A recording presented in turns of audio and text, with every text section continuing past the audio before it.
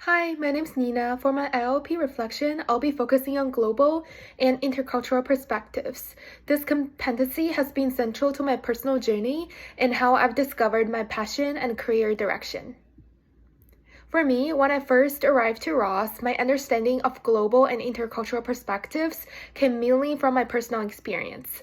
I moved from China to the US as a teenager, so that transition was one of the hardest challenges I faced.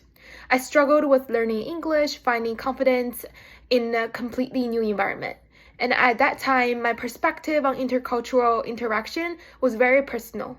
I knew how difficult it was to adapt, but I hadn't yet thought how to use these skills I've gained through the challenges applied to leadership and organizations.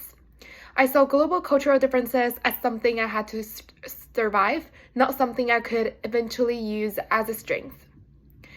However, over the last few years, as an inclusive leader in the inclusive leader pathway, I've developed the skills to turn those lived experience into leadership tool. Through ILP sessions and Ross coursework, I've learned how intercultural awareness is not just about empathy, but also about designing environments where people from different backgrounds could all thrive. For example, in class projects, I began to notice how cultural communication styles shaped team dynamics. Instead of seeing differences as obstacles, I practiced bridging them, making sure quieter voices were heard, or reframing ideas so they resonated across perspectives. My growth also came through experiences abroad. I studied abroad in UK at Warwick Business School, where I worked on a cross-cultural team.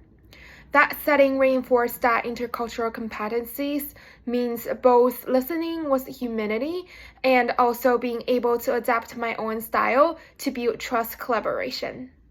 And one of my zenith moments with the competency was during my nonprofit leadership and internship in Detroit. I was leading a project to connect to high school student athletes with tutoring centers.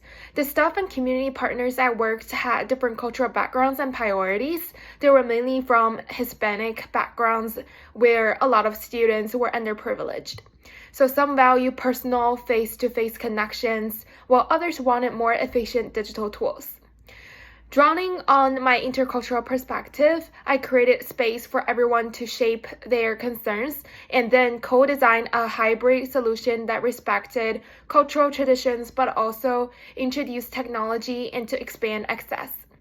Participation in the program rose and, more importantly, staff felt their voices were respected.